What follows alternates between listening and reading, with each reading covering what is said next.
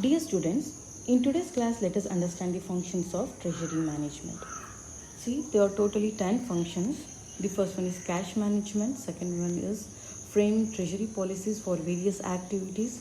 Third one is to implement these policies, we need a system, therefore, establishing a treasury system.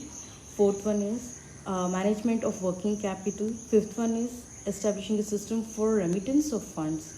Sixth one is making arrangements with bankers. Seventh one is identification of various sources of cash. Eighth one, foreign exchange dealings. Ninth one, planning for growth. And the 10th one is risk management and derivatives. As you all know, the first and foremost function of a treasury management is to manage the cash, that is to collect the cash and to make the payment, right? On the other hand, if there is any surplus, this will be managed in an investment portfolio. Students ನಿಮಗೆಲ್ಲರಿಗೂ ಕೂಡ ಗೊತ್ತಿರುವ ಹಾಗೆ ಮೊಟ್ಟ ಮೊದಲ ಕಾರ್ಯ ಯಾವುದು ಅಂತಂದರೆ treasury management ಕ್ಯಾಶ್ನ manage ಮಾಡೋದು ಅಂತಂದರೆ ಎಲ್ಲಿಂದ ಹಣ ಬರಬೇಕು ಅಲ್ಲಿಂದ ಸಂಗ್ರಹ ಮಾಡುತ್ತೆ, ಯಾರ್ಯಾರಿಗೆ ಹಣನ ಪಾವತಿಸಬೇಕು ಅವ್ರಿಗೆ ಪಾವತಿ ಮಾಡುತ್ತೆ, ಇನ್ನು ಹೆಚ್ಚಿಗೆ ಹಣ ಏನಾದರೂ ಉಳಿದಿದ್ರೆ ಅದನ್ನು ಪೋರ್ಟ್ಫೋಲಿಯೋನಲ್ಲಿ ಇನ್ವೆಸ್ಟ್ ಮಾಡುತ್ತೆ ಸೊ ದಟ್ ಇದರಿಂದ ಒಳ್ಳೆ ರಿಟರ್ನ್ ಬರಬೇಕು. ಇದು ಟ್ರೆಷರಿ ಮ್ಯಾನೇಜ್ಮೆಂಟ್ನ ಮೊದಲನೇ ಕಾರ್ಯ. The second one is framing treasury policies. See, the policies are to be made regarding the borrowing, investment and payment of expenses like salary, purchase of raw materials, and also for receipts like cash sales, receipts from debtors, etc. ಅಂತಂದರೆ as you all know policy ಅಂತಂದರೆ ಏನು ಅಂತಂದರೆ ಇದೊಂದು ನೀತಿ, right? ಇದು ಒಂದು statement, ಇದೊಂದು plan which helps in giving the guidelines while taking the decision. ಯಾವುದೋ ಒಂದು ಡಿಸಿಷನ್ನ ತೊಗೋಬೇಕಾದ್ರೆ ನಮಗೆ ಅದಕ್ಕೆ ಯಾವ ಒಂದು ಬೇಸಿಸ್ ಮೇಲೆ, ಯಾವ ಒಂದು ಪ್ಲ್ಯಾನ್ ಮೇಲೆ ನಾವು ಡಿಸಿಷನ್ನ ತೊಗೊಂಡಿರ್ತೀವಿ ಅದನ್ನು ನಾವು ಎಂತ ಕರಿತೀವಿ, ಪಾಲಿಸಿ ಅಂತ ಕರಿತೀವಿ. ಟ್ರೆಷರಿ ಮ್ಯಾನೇಜ್ಮೆಂಟ್ನಲ್ಲೂ ಸಹ ಹಣನ ಎಲ್ಲಿಂದ ತರಬೇಕು, ಎಲ್ಲಿ ಇನ್ವೆಸ್ಟ್ ಮಾಡಬೇಕು, ಯಾವ ರೀತಿ ಪೇ ಮಾಡಬೇಕು, ಇದೆಲ್ಲದಕ್ಕೂ ಕೂಡ ಒಂದು ಪ್ಲ್ಯಾನ್ ಇರಬೇಕು, right? So framing of this plan is nothing but framing of treasury policies. And the third one is establishing a treasury system. In order to implement a policy, we need a system, right? Say for example, ಕಾಲೇಜ್ನಲ್ಲಿ ಬರೀ ಒಂದು ಎಷ್ಟೊತ್ತಿಗೆ ಯಾವ ಟೈಮ್ಗೆ ಏನು ಪಾಠ ಆಗಬೇಕು ಅಂತ ಹೇಳಿ ಒಂದು ಟೈಮ್ ಟೇಬಲ್ನ ಮಾಡಿದ್ರೆ ಸಾಕಾಗೋದಿಲ್ಲ. ಅದನ್ನು ಇಂಪ್ಲಿಮೆಂಟ್ ಮಾಡೋದಕ್ಕೆ ಏನಾಗಬೇಕು, ಟೀಚರ್ಸ್ ಇರಬೇಕು, ಅವರು ಆ ಟೈಮಿಗೆ ಬಂದು ಪಾಠ ಮಾಡಬೇಕು. ಇದನ್ನು ಸಿಸ್ಟಮ್ ಅಂತ ಕರಿತೀವಿ, ರೈಟ್? ಸಿಮಿಲರ್ಲಿ ಟ್ರೆಷರಿಯಲ್ಲೂ ಕೂಡ ಟ್ರೆಷರಿ ಪಾಲಿಸೀಸ್ ನಾವು ಏನು ಮಾಡಿದ್ವಿ ಇದನ್ನು ಇಂಪ್ಲಿಮೆಂಟ್ ಮಾಡುವುದಕ್ಕೆ ಒಂದು ಸಿಸ್ಟಮ್ ಬೇಕು. ಅದನ್ನು ಎಸ್ಟಾಬ್ಲಿಷಿಂಗ್ ಎ ಟ್ರೆಷರಿ ಸಿಸ್ಟಮ್ ಅಂತ ಕರಿತೀವಿ. The treasury system should be established in order to make the timely payment with minimum cost for all receives to be received in minimum time at minimum cost and for necessary control to be established for avoiding the misuse of cash and unnecessary earlier payments. ಅಂತಂದರೆ ಈ ಸಿಸ್ಟಮನ್ನು ನಾವು ಯಾಕೆ establish ಮಾಡ್ತೀವಿ ಅಂತಂದರೆ ನಮಗೆ ಬರಬೇಕಾದಂಥ ಹಣ minimum ಟೈಮ್ನಲ್ಲಿ minimum ಖರ್ಚಿನಲ್ಲಿ ಬರಬೇಕು. ಜಾಸ್ತಿ ಹಣ ಖರ್ಚಾಗಬಾರ್ದು, ತುಂಬ ಡಿಲೇ ಕೂಡ ಆಗಬಾರ್ದು, ಅಷ್ಟರ ಒಳಗಡೆ ಬರಬೇಕು. ಎರಡನೇದಾಗಿ ನಾವು ಯಾರಿಗಾದ್ರೂ ಬೇರೆಯವ್ರಿಗೆ ಪೇಮೆಂಟ್ ಮಾಡುವಂಥ ಸಂದರ್ಭದಲ್ಲಿ ಪೇಮೆಂಟ್ ಯಾವ ರೀತಿ ಇರಬೇಕು ಅಂತಂದರೆ ಅಗತ್ಯಕ್ಕಿಂತ ತುಂಬ ಮುಂಚಿತವಾಗಿ ಪೇಮೆಂಟ್ ಮಾಡೋದಲ್ಲ. ಅದೇ ಹಣ ನಮ್ಮ ಹತ್ರ ಇದ್ದರೆ ಬೇರೆ ಎಲ್ಲಾದರೂ ಇನ್ವೆಸ್ಟ್ ಮಾಡಿದ್ದು ಕೂಡ ರಿಟರ್ನ್ಸ್ನ ತೆಗಿಬೋದು. ಆದ್ದರಿಂದ ಎಕ್ಸಾಕ್ಟ್ಲಿ ಮಿನಿಮಮ್ ಅಥವಾ ಲಾಸ್ಟ್ ಡೇಟ್ ಏನಿರುತ್ತೆ ಆ ಡೇಟಲ್ಲಿ ನಾವು ಪೇಮೆಂಟ್ ಆಗಬೇಕು. ಅದರಿಂದ ನಮಗೆ ಕಾಸ್ಟ್ ಕೂಡ ಕಮ್ಮಿ ಬೀಳಬೇಕು. ಹೇಗೆ ಮೇಡಮ್ ಕಾಸ್ಟ್ ಕಮ್ಮಿ ಅಂತ ಹೇಳಿದ್ರೆ, ಸೇ ಫಾರ್ ಎಕ್ಸಾಂಪಲ್ ತುಂಬ ಮುಂಚಿತವಾಗಿ ಪೇಮೆಂಟ್ ಮಾಡಿದ್ರೆ ನಮಗೆ ಕಾಸ್ಟ್ ಕಮ್ಮಿ ಬೀಳುತ್ತೆ. ಆದರೆ ಆ ದುಡ್ಡು ನಮ್ಮ ಹತ್ರ ಇದ್ದರೆ ಬೇರೆ ಎಲ್ಲಾದರೂ ಇನ್ವೆಸ್ಟ್ ಮಾಡಿದರೆ ಅಲ್ಲಿಂದ ಮತ್ತೆ ಹಣ ಬರ್ತಿತ್ತಲ್ವ, ಅಲ್ಲಿ ನಾವು ಆಪರ್ಚುನಿಟಿ ಕಾಸ್ಟ್ ಅಂದರೆ ಆ ಕಾಸ್ಟ್ ನಾವು ಕಳ್ಕೊತಿದ್ವಿ. ಸೊ ಒಂದು ರೀತಿ ಇಲ್ಲೂ ಕೂಡ ಕಾಸ್ಟ್ ಹೆಚ್ಚಿಗೆ ಆಯಿತು. ಅದೇ ಸೇ ಫಾರ್ ಎಕ್ಸಾಂಪಲ್ ಲಾಸ್ಟ್ ಡೇಟ್ ಆದಮೇಲೆ ನಾವು ಪೇಮೆಂಟ್ ಮಾಡಿದ್ವಿ ಅಂತ ಅಂದ್ಕೊಳ್ಳಿ, ಎಕ್ಸ್ಟ್ರಾ ಇಂಟ್ರೆಸ್ಟ್ ಬೀಳ್ಬೋದು, ಫೈನ್ಸ್ ಬೀಳ್ಬೋದು, ಇಲ್ಲೂ ಕೂಡ ಖರ್ಚು ಜಾಸ್ತಿ ಆಗ್ತದೆ. Therefore we have to avoid this earlier payments ಆಗಬಾರ್ದು, ತೀರಾ ಡಿಲೇ ಪೇಮೆಂಟ್ಸು ಆಗಬಾರ್ದು. ಎಕ್ಸಾಕ್ಟ್ಲಿ ಡ್ಯೂ ಡೇಟ್ ದಿನ ಪೇಮೆಂಟಾಗಿ ಕಾಸ್ಟ್ನ ಕಟ್ ಮಾಡೋ ರೀತಿ ನೋಡ್ಕೋಬೇಕು. ಮೂರನೇದಾಗಿ ಇಲ್ಲಿ ಈಗಾಗಲೇ ಟ್ರೆಷರಿ ಹತ್ರ ಹಣ ಇರುತ್ತಲ್ವ, ಇದು ಅನ್ನೆಸೆಸರಿಲಿ ಮಿಸ್ಯೂಸ್ ಆಗದಿರೋ ಹಾಗೆ ಕಂಟ್ರೋಲ್ ಮಾಡುವಂಥ ಒಂದು ಸಿಸ್ಟಮ್ನ ನಾವು ಎಸ್ಟಾಬ್ಲಿಷ್ ಮಾಡಬೇಕಾಗುತ್ತೆ. I repeat, here the payment should be made exactly or a timely payment should be made with minimum cost. The receipt should be received at minimum time and at minimum cost. And we should also avoid unnecessary misuse of cash, right? Next one is fourth one, that is working capital management. What is working capital? As you all know, to manage a business, we need capital, we need fund for day-to-day, to meet the day-to-day expenses. Such a capital is known as working capital. ಒಂದು ಬಿಸ್ನೆಸ್ನ ದೈನಂದಿನ ಖರ್ಚಿಗೆ ಬೇಕಾಗುವಂಥ ಹಣನ ನಾವೇನಂತ ಕರಿತೀವಿ? Working capital ಅಂತ ಕರಿತೀವಿ. Working ಕ್ಯಾಪಿಟಲ್ನ ನಾವು ಹೇಗೆ ಡಿರೈವ್ ಮಾಡ್ತೀವಿ? It is the difference between the current asset and current liability. Current ಅಸೆಟ್ನಲ್ಲಿ ಕರೆಂಟ್ ಲಯಬಿಲಿಟಿನ ತೆಗೆದ್ರೆ ಎಷ್ಟು ಹಣ ಮಿಕ್ಕುತ್ತೆ ಅದನ್ನು ನಾವು ವರ್ಕಿಂಗ್ ಕ್ಯಾಪಿಟಲ್ ಅಂತ ಕರಿತೀವಿ, ರೈಟ್? ಸೊ ಈ ಕರೆಂಟ್ ಅಸೆಟ್ ಕಾಂಪೋನೆಂಟ್ನ ನಾವು ನೋಡ್ತಾ ಹೋದರೆ ಇದರಲ್ಲಿ ನಮಗೆ ಏನು ಸಿಗುತ್ತೆ ಅಂತ ಅಂದರೆ, there are certain current assets like inventory and debtors which cannot be easily converted into cash, isn't it? Although it is a current assets, you cannot see ಏನಾದರೂ ಒಂದು ರಾ ಮೆಟೀರಿಯಲ್ಸ್ ಏನಾದರೂ ಪರ್ಚೇಸ್ ಮಾಡಿದ್ದೀರಾ ಅಂತ ಅಂದ್ಕೊಳ್ಳಿ. ಇನ್ವೆಂಟ್ರಿನ ನಮ್ಗೆ ಯಾವಾಗ ಬೇಕು ಇಮ್ಮಿಡಿಯೇಟಾಗಿ ಕ್ಯಾಶಿಗೆ ಕನ್ವರ್ಟ್ ಮಾಡೋಕ್ಕಾಗಲ್ಲ. ಇದನ್ನು ಕನ್ವರ್ಟ್ ಮಾಡಬೇಕಂದ್ರೆ ಏನಾಗಬೇಕು? ಫಸ್ಟ್ ನಾವು ಅದನ್ನು ಪರ್ಚೇಸ್ ಮಾಡ್ಕೊಂಡ್ಬಿಟ್ಟಿರ್ತೀವಿ, ಕಂಪ್ಲೀಟಾಗಿ ಪ್ರೊಡಕ್ಷನ್ ಆಗಬೇಕು. ಪ್ರೊಡಕ್ಷನ್ ಆದಮೇಲೆ ಮತ್ತೆ ಒಂದು ಸೆಕೆಂಡ್ ಬೇರೆ ಹೌಸಲ್ಲಿ ಇಡ್ತೀವಿ, ಆ್ಯಂಡ್ ಯಾವಾಗ ಡಿಮ್ಯಾಂಡ್ ಬರುತ್ತೆ ಆವಾಗ ಸೆಲ್ ಮಾಡ್ತೀವಿ. So although it is a current asset, ಕ್ಯಾಶಾಗಿ ಕನ್ವರ್ಟ್ ಆಗೋದಕ್ಕೆ ತುಂಬ ಟೈಮ್ ಬೇಕಾಗುತ್ತೆ ಒಂದು.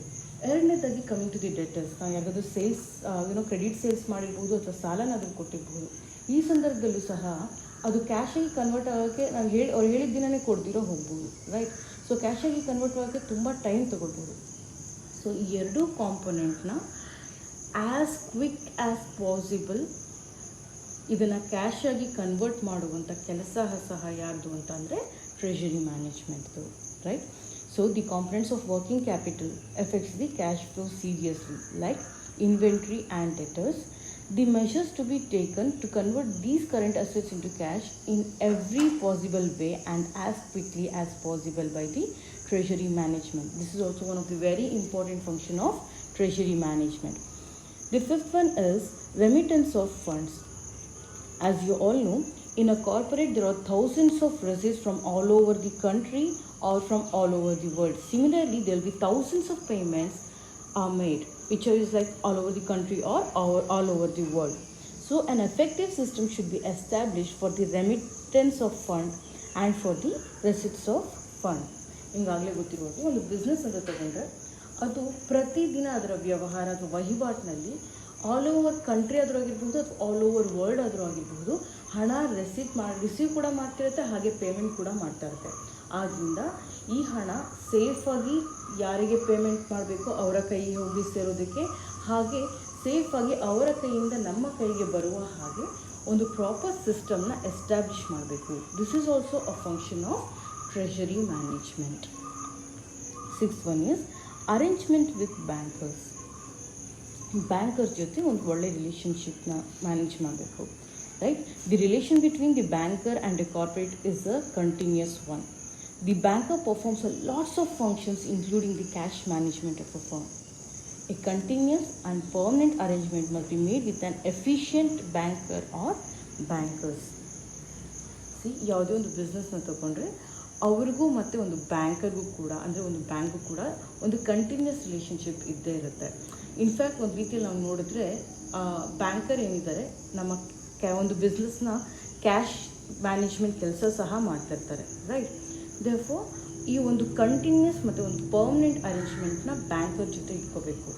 ಯಾವ ರೀತಿ ಅಂತ ಹೇಳಿದ್ರೆ, ಮೊದಲನೇದಾಗಿ ನಮಗೆ ಬೇಕಾದಾಗ ಸಾಲ ಕೊಡುವಂತೆ, ಎರಡನೇದಾಗಿ ಓವರ್ ಡ್ರಾಫ್ಟ್ ಫೆಸಿಲಿಟಿ, ಈ ರೀತಿಯಾದಂಥ ಫೆಸಿಲಿಟೀಸ್ ಅವ್ರಿಗೆ ಕೊಡಬೇಕಂದ್ರೆ ಅವ್ರಿಗೆ ನಮ್ಮ ಮೇಲೆ ನಂಬಿಕೆ ಇರಬೇಕು. ಆ ನಂಬಿಕೆ ಹುಟ್ಟುವಂಥ ಒಂದು ಒಳ್ಳೆಯ ಸಂಬಂಧನ, ಅಂದರೆ ನಿಕಟವಾದಂಥ ಸಂಬಂಧನ ನಾವು ಬ್ಯಾಂಕ್ ಜೊತೆ ಇಟ್ಕೋಬೇಕು. Seventh one is identification of source of cash. The another important function is to identify the various sources from where the cash can be generated in the various situations, like in emergency situation, for temporary and on a permanent basis.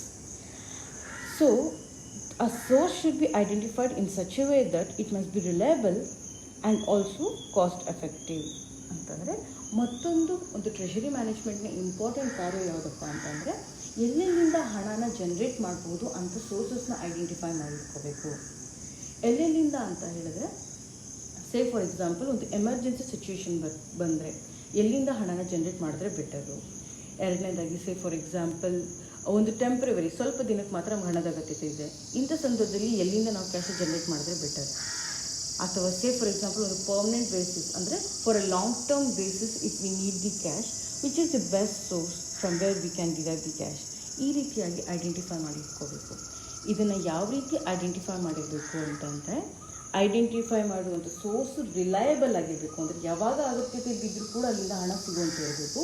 ಅದರ ಜೊತೆಯಲ್ಲಿ ಅದರಿಂದ ನಮಗೆ ಆಗುವಂಥ ಖರ್ಚು ಕೂಡ minimum ಇರಬೇಕು. The next point is foreign exchange dealings. Where the firm has a export income, the foreign exchange received must be managed well with the necessary hedging. As you all know, if the firm ಅಂದರೆ ಒಂದು firm ಏನಿದೆ ಇದು ಎಕ್ಸ್ಪೋರ್ಟಿಂದ ಇದಕ್ಕೆ income ಬರ್ತಿದೆ ಅಂತಂದರೆ, ಬೇರೆ ದೇಶಕ್ಕೆ ಇದರ ಪ್ರಾಡಕ್ಟ್ಸ್ನ ಮಾರಾಟ ಮಾಡಿ ಅದರಿಂದ ಇನ್ಕಮ್ ಬರ್ತಿದೆ ಅಂತ ಹೇಳಿದ್ರೆ, ಆ ಇನ್ಕಮ್ ಆಬ್ವಿಯಸ್ಲಿ ಫಾರಿನ್ ಕರೆನ್ಸಿಯಲ್ಲಿ ಇರುತ್ತೆ. ಇದನ್ನು ಸರಿಯಾದ ರೀತಿಯಲ್ಲಿ ಮ್ಯಾನೇಜ್ ಮಾಡಬೇಕು. ಅದರ ಜೊತೆಯಲ್ಲಿ ಈ ಫಾರಿನ್ ಎಕ್ಸ್ಚೇಂಜ್ ಏನಿದೆ, ಈ ಫಾರಿನ್ ಕರೆನ್ಸಿ ಏನಿದೆ, ಇದು ನಮ್ಮ ದೇಶದ ಕರೆನ್ಸಿಗೆ ಕಂಪೇರ್ ಮಾಡಿದ್ರೆ ಯೂಶ್ವಲಿ ಫ್ಲಕ್ಚುಯೇಷನ್ ಇರುತ್ತೆ. ಹೈ ಆದರೆ ಓಕೆ, ಕಮ್ಮಿ ಆಗೋಯಿತು ಅಂತಂದರೆ ಏನಾಗುತ್ತೆ ಅಂತ ಹೇಳಿದ್ರೆ ಆಬ್ವಿಯಸ್ಲಿ ನಮಗೆ ಲಾಸ್ ಆಗುತ್ತೆ. ಈ ಒಂದು ರಿಸ್ಕ್ನ ನಾವು ಮ್ಯಾನೇಜ್ ಮಾಡಬೇಕು, ಅಂದರೆ ಟ್ರೆಷರಿ ಮ್ಯಾನೇಜ್ ಮಾಡಬೇಕು. ಯಾವ ರೀತಿ ಮ್ಯಾನೇಜ್ ಮಾಡ್ಬೋದು ಅಂದರೆ with the help of hedging. Hedging is nothing but it's just like an insurance, right? It is basically a derivative or a financial instrument.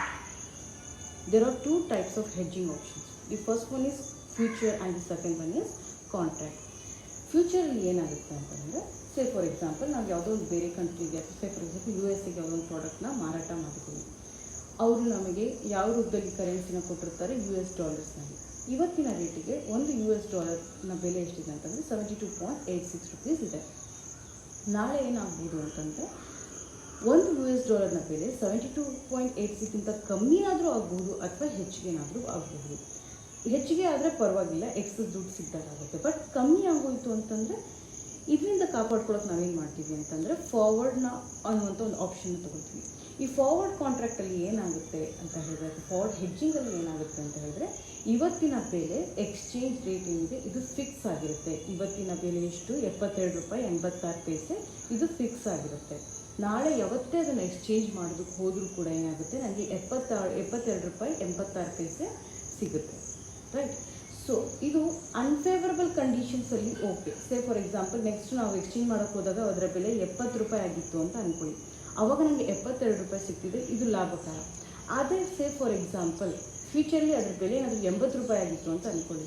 ಈ ಫಾರ್ವರ್ಡ್ ಆಪ್ಷನಲ್ಲಿ ಏನಾಗುತ್ತೆ ಅಂದರೆ ನನಗೆ ಲಾಸ್ ಆಗುತ್ತೆ. ನಮ್ಗೆ ಅವತ್ತೂ ಸಹ ನಮ್ಮ ಕರೆನ್ಸಿಗೆ ಬೆಲೆ ಎಷ್ಟು ಸಿಗುತ್ತೆ, ₹72 ಸಿಗುತ್ತೆ.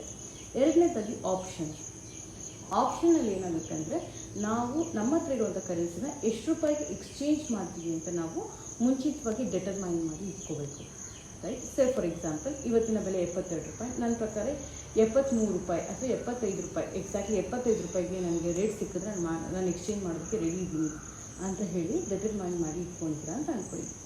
ನೆಕ್ಸ್ಟ್ ಏನಾಗುತ್ತೆ, ಸೇ ಫಾರ್ ಎಕ್ಸಾಂಪಲ್ ₹75 ಅಲ್ಲ ₹80 ಆಗೋಯಿತು ಅಂತ ಅಂದ್ಕೊಳ್ಳಿ.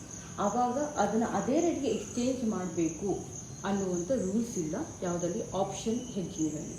ಅಲ್ಲಿ ನಮ್ಗೆ ಇಷ್ಟ ಇತ್ತು ಅಂತಂದರೆ ಅಷ್ಟಕ್ಕಾದರೂ ಅದನ್ನು ಎಕ್ಸಿಕ್ಯೂಟ್ ಆದರೂ ಮಾಡಬಹುದು ಅಥವಾ ಮಾಡ್ದೇನೂ ಹೋಗ್ಬೋದು.